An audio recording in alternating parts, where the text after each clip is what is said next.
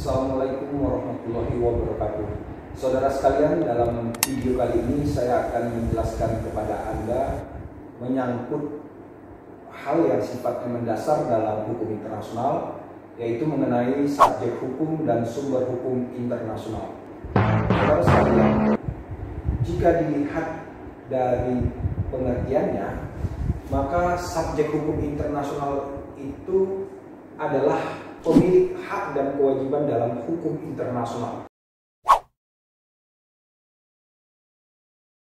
Sebagaimana pengertian subjek hukum itu adalah pemilik hak dan kewajiban. Nah, di dalam hukum internasional, subjek hukum internasional itu bisa berupa 1. Negara, 2. Organisasi internasional, 3. Takhta Suci Vatikan, 4. Palang Merah Internasional, 5. Pemberontak, dan 6. Individu-individu dengan syarat-syarat tertentu. Dalam hukum internasional, subjek hukum internasional itu dikatakan mempunyai atau memiliki legal personality. Legal personality kalau diterjemahkan dalam bahasa Indonesia artinya personalitas hukum atau kepribadian hukum. Pihak-pihak yang disebut punya legal personality adalah pihak-pihak yang memiliki hak dan kewajiban. Yang kedua, mampu membawa perkara di hadapan mahkamah internasional. Sebagaimana diketahui, mahkamah internasional yang dimaksud adalah International Court of Justice, yang dasar hukumnya adalah Statuta Mahkamah Internasional atau Statute of International Court of Justice. Oleh karena itu, keenam subjek HI tadi adalah subjek yang punya hak dan kewajiban dalam hukum internasional. Meski tidak semuanya memiliki kemampuan untuk membawa perkara di hadapan mahkamah internasional. Menurut mahkamah internasional, bahwa yang bisa berperkara di hadapan mahkamah internasional hanyalah negara dengan negara.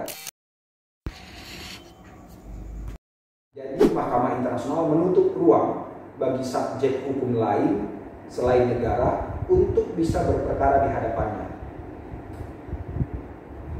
Berkenaan dengan subjek hukum internasional lainnya, ada multinational corporation atau MNC, atau dalam bahasa Indonesia sering disebut dengan istilah perusahaan multinasional. Perusahaan multinasional adalah perusahaan yang beroperasi di banyak negara. Beberapa literatur menyebutkan bahwa perusahaan multinasional itu diterima sebagai subjek hukum internasional, tetapi beberapa literatur lainnya menyebutkan bahwa perusahaan multinasional itu masih diperdebatkan kedudukannya sebagai subjek hukum internasional.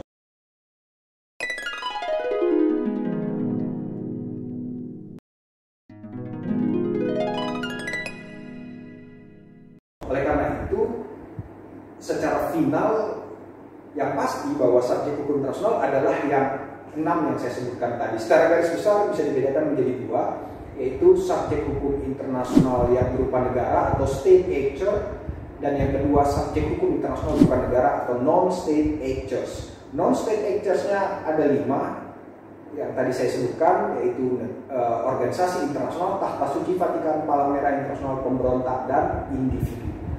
Jadi saudara, subjek hukum internasional inilah yang menjadi pihak-pihak yang memiliki hak dan kewajiban di bawah hukum internasional. Dalam kacamata hukum internasional, saudara sekalian, negara itu punya posisi yang utama sebagai subjek HI. Sebab negara memiliki setidaknya 2 atau 3 hal yang tidak dimiliki oleh subjek hukum internasional lainnya. Adapun hal-hal yang menyebabkan negara memiliki kedudukan utama dalam hukum internasional adalah bahwa 1, negara itu paling banyak disebutkan dalam perjanjian-perjanjian internasional. Saya berikan contoh Universal Declaration of Human Rights 1948, yaitu Deklarasi Universal tentang Hak Asasi Manusia, menyebutkan negara sebagai pihak yang diatur di dalam deklarasi Duham tadi.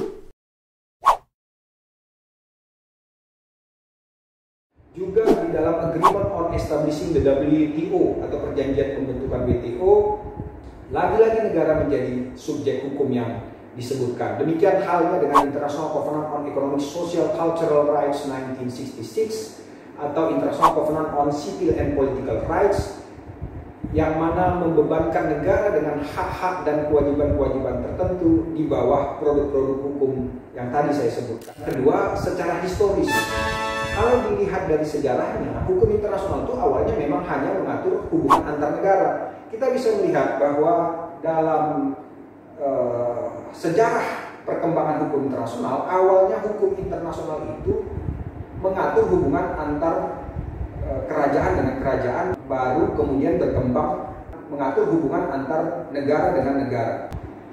Kata international law itu terdiri dari 3 kata. Internations law. Internations itu artinya antar bangsa. Jadi international law kalau diterjemahkan secara rinci artinya hukum yang mengatur hubungan antar bangsa. Jadi cikal bakal hukum internasional itu berawal dari hubungan antar bangsa. Negara awalnya sebagai satu-satunya subjek hukum internasional yang dikenal dalam hukum internasional. Sebelum akhirnya kemudian subjek hukum internasional itu berkembang karena perkembangan teknologi, perkembangan zaman dan lain sebagainya. Akhirnya negara bukan lagi menjadi subjek utama, bukan lagi menjadi subjek satu-satunya, tetapi telah berkembang subjek non-state actors sebagaimana yang tadi di awal saya sebutkan. Yang ketiga, negara punya keistimewaan dibandingkan dengan subjek hukum internasional lain. Sebab negara memiliki unsur-unsur seperti ada pemerintahan yang sah, ada penduduknya, dan yang paling penting lagi ada wilayah. Ini yang dimuat di dalam Konvensi Montevideo, Uruguay tahun 1933. Menyangkut wilayah, negara adalah subjek HI yang paling lengkap unsurnya dan memiliki wilayah. PBB misalnya sebagai organisasi internasional terbesar bahkan tidak memiliki wilayah, sehingga akhirnya PBB membuat perjanjian dengan Amerika Serikat untuk markas besarnya di New York. Itu yang dikenal dengan Headquarters Agreement between the United Nations and the United States of America. Itulah 3 alasan mengapa negara memiliki kedudukan yang utama dalam hukum internasional dari segi normatif, yang kedua dari segi historis, yang ketiga dari segi kemampuannya untuk memiliki wilayah.